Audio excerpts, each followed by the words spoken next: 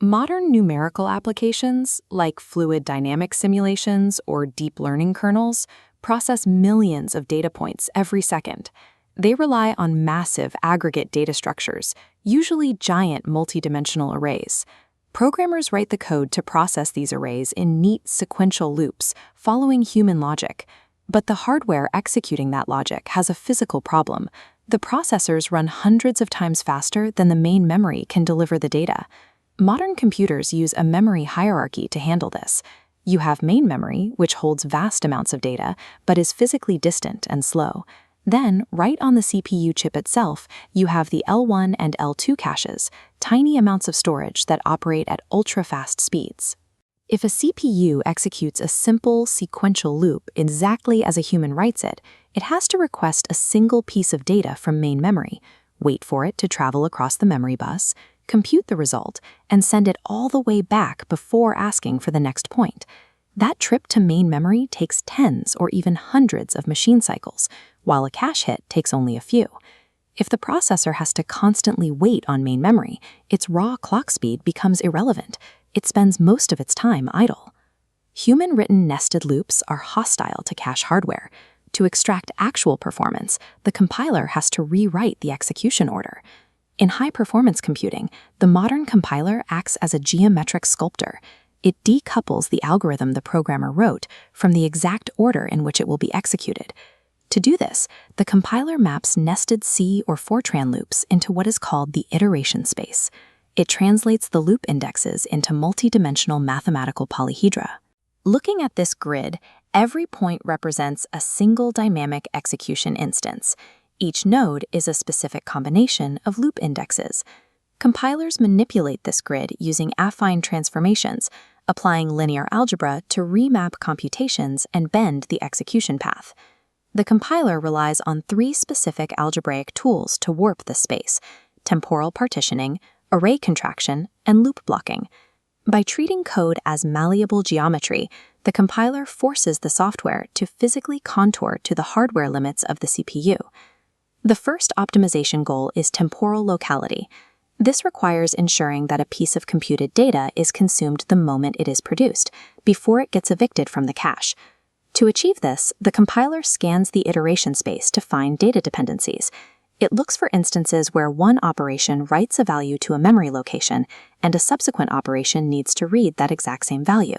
It then uses affine partitioning, a mathematical technique that groups these specific dependent operations together into a single computational unit. The algorithm slices the iteration grid into independent segments, drawing boundaries around the operations that share data dependencies. Instead of progressing row by row through the outer loop like the original code dictated, execution now traces strictly within one isolated segment at a time. This provides a hardware benefit. The result of the first operation remains hot in the L1 cache, right as the dependent operation asks for it, eliminating a redundant trip to main memory. While temporal partitioning improves the reuse timing of computations, it does not solve where the intermediate data is physically stored in memory. Programmers using higher-level languages for scientific applications frequently write expressions that force the compiler to generate massive, temporary intermediate arrays to hold step-by-step calculations.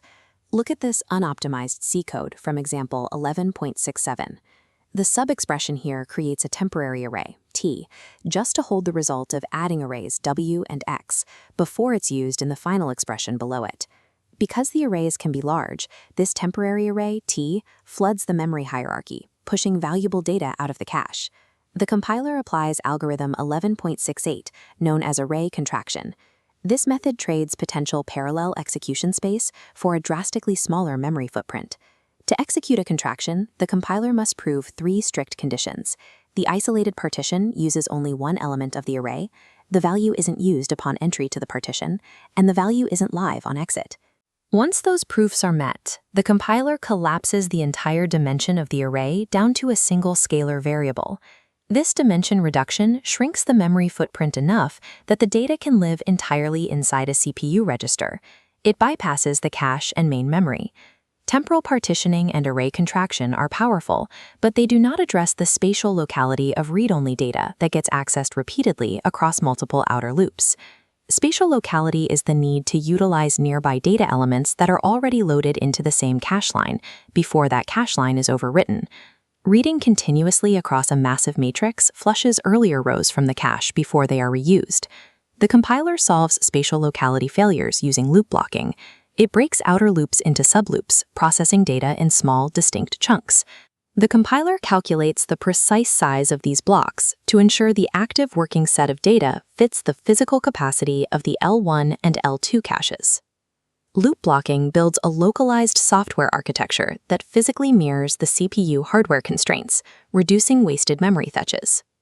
Algorithm 11.71 is the master uniprocessor pipeline that sequences all three of these mathematical deformations into a single process. The checklist is explicit. Step 1 is optimizing temporal locality. Step 2 is contracting arrays. Step 3 determines the iteration subspaces to block outer loops. Step 1 isolates data dependencies into segments, ensuring computed results are consumed immediately. Step 2 flattens the geometry of those segments to reduce the overall memory footprint. Step 3 subdivides the remaining space into interleaved blocks to maximize spatial locality. The compiler calculates an inherent tension here. Expanding arrays maximizes parallel execution across multiple processors, but contracting arrays maximizes uniprocessor speed and register allocation. It balances these constraints through linear algebra, removing the burden of hardware optimization from the human programmer. A high-performance compiler does not respect the original structure of human code. It translates loops into polyhedra, engineers an execution order optimized for the CPU's specific cache hierarchy, and delivers software constrained by the physical limits of the silicon.